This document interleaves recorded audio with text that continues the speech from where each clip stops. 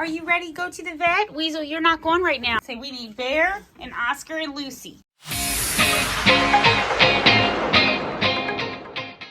Hey you guys, and welcome back to my channel. So I wanted to do an update as promised on our vet visits. We just got through them. So we've made it through our second appointment. I had to take them in 2 appointments. So 3 of them, Bear, Lucy, and baby Oscar, went to the vet on Tuesday. Any Lulus, come on, and Bear, come on. Good boy, Bear. Oh, you staying here, little Wheeze. You're gonna stay here. You don't really want to go, buddy. You're not missing anything. I promise. Good job, babies. Good job. Look at you. You ready to go to the vet? All right, let's close it. We got who we need. We're closing the lid. Let's go. No, Weasel Boo. I know, buddy. Listen, I know you think you're upset about it, but I promise that when you realize where they're going, you won't be upset. Do you like a treat? How about a treat? You want to have a treat? I know, I'm sorry. Don't be sad. I'm not really leaving you. It's not what you think. All right, we got the baby strapped in. Now, we're gonna turn the air on in the car so it doesn't get so hot. It's like 80 degrees outside. Okay, you did a good job. You did a really good job. You so healthy and happy. Let me see. You ready to go? Leo, Weasel, and Ruby went today. Okay, so I'm waking up the ferrets to get ready to go to our second vet appointment. It is at 3 o'clock. It's 2 o'clock now. So we have Leo, Ruby, and Weasel ready to go to the vet. Okay. Let the vet come in. Don't tip it over. You need help? Oh, you need help? There you go, buddy. You coming out too, buddy? Come on, big guy. Hey, what are you doing? Get your little butt back down here. What are you doing? You did wonderful. Oh, look at my cuddle puddle. Everyone is healthy. Everyone got their shots. Everyone did great. Our new vet is amazing. And yeah, it was still kind of expensive. So we came in after our Revolution purchase for 1 month at about $870 for all 6 ferrets to go to the vet. It was $118 a ferret plus the Revolution. They did really good. They did great. And someone had asked me the other day in a video, what does a vet, what does a wellness exam include? So for me, for that $118, we got a checkup, which included checking their teeth, their stomachs, doing little, listening to their hearts, all that other good stuff, like a physical exam. The vet also gave them their vaccinations, and that's about it, really.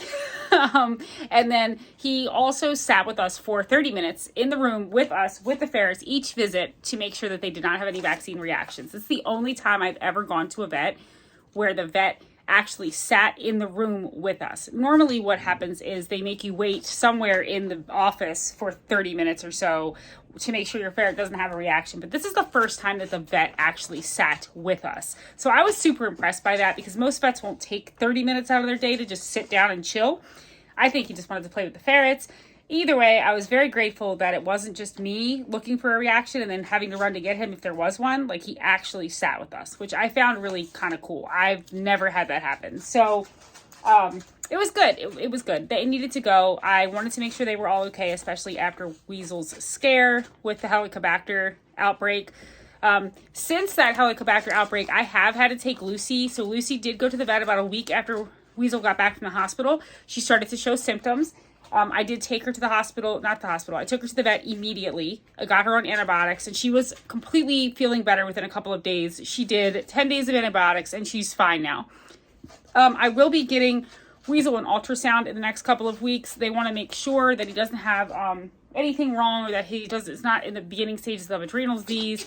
So aside from that, everyone looks good. The vet really thinks that Weasel is fine, but just as a preliminary precaution, we're going to just do a once-over on him. He seems to be the ferret that always gets sick or has something wrong. And I always worry about him. And so I just want to do that preemptively to make sure he's okay. So that will be happening soon. But this visit right now, everything went great. The only real issue we had is that my newest baby has ear mites, which is not really that surprising, considering that he's new and that he's young. So Revolution will treat that. So as soon as I put the flea medicine on him and all the rest of them, those ear mites will be gone. And that is a very easy fix, especially if you're using Revolution, which is a flea and tick medicine. It also protects against some worms. It protects against ear mites. However, you have to get a prescription from your vet in order to get that medicine. I did also find out that they recently made a generic of the Revolution, and according to my vet, it's been working really, really well. So there is an alternative. Unfortunately, they were out of it at my vet's office, and it's on back order. Doesn't really do me any good right now if I want to take them outside. So we got our regular Revolution. I actually got 2 months supply so that I can continue to take them outside, and hopefully the generic will be in soon, and we can try that. And if I like it and I think it works as well, then we'll put them on the generic and save us some money. If not, we'll just keep getting Revolution, but they're my babies and they're worth it. Okay, so I'm gonna go ahead and put the flea and tick medicine on to Leo. This is what it looks like. It's Revolution for cat and kittens. Again, this is a prescription. I just also want to say really quickly, I am not a vet. Anything in this video is my experiences. Any medications that I'm giving to my ferret have been given to me by my vet, including this flea and tick medicine. It does treat heartworm disease and ear mites and prevents against fleas and ticks and scabies and all kinds of other good, gross things that ferrets can get. It also, from my experience, dries really quickly. And so far, none of them have ever tried to lick it off each other. So that has been great. I'm going to do that now. I'm going to show you guys kind of how I do that in the process, how I get it on them and how I get it on all 6 of them, and kind of the assembly line we go through to dose them. They do go outside, and I also have other animals that come in and out of the house, and so I feel like it's really important that they're protected. The last thing I want for them is for them to get a flea infestation. It could potentially make them really sick. Everything in here is bedding or fleece and could just get infested, and I have no desire or interest to deal with that. All right, so to make this happen, we're going to be using some pickled ferret juice, and that's how we're going to get this on them without any fighting or any kind of freaking out. So here we go. All right, so just this little tiny tube, we just push it down till it clicks. So it clicked. Now we just got to get a ferret, and not like they're doing now. Hold on.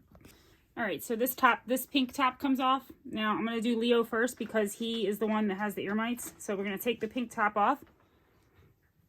I'm going to put him like this. It goes right in between his shoulder blades.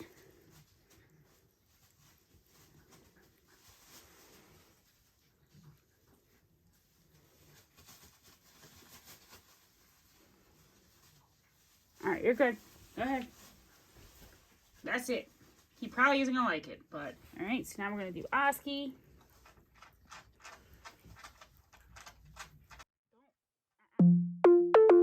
Sometimes they do good, sometimes they don't.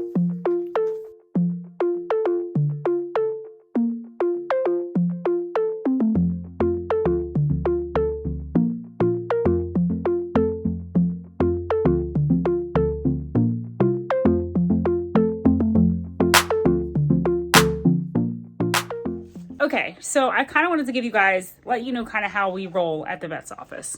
From lessons learned over the years, I typically try to wake the ferrets up about an hour or maybe even 40 minutes before we leave. And then I'll put them, so they go to the bathroom, I put them in the carrier, and I always put like something soft in the bottom.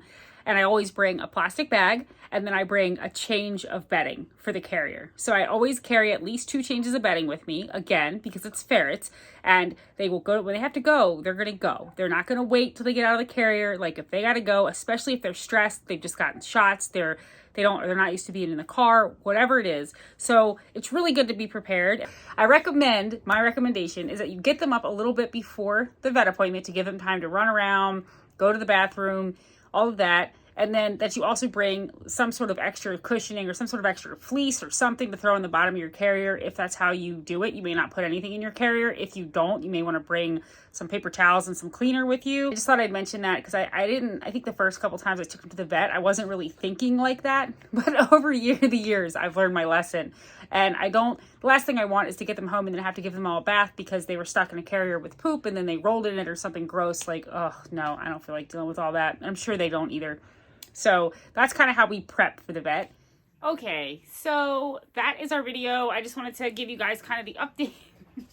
I love you too. I wanted to give you the update on the vet and kind of just let you know how that went. And yeah, that's about it. Have a good day, you guys.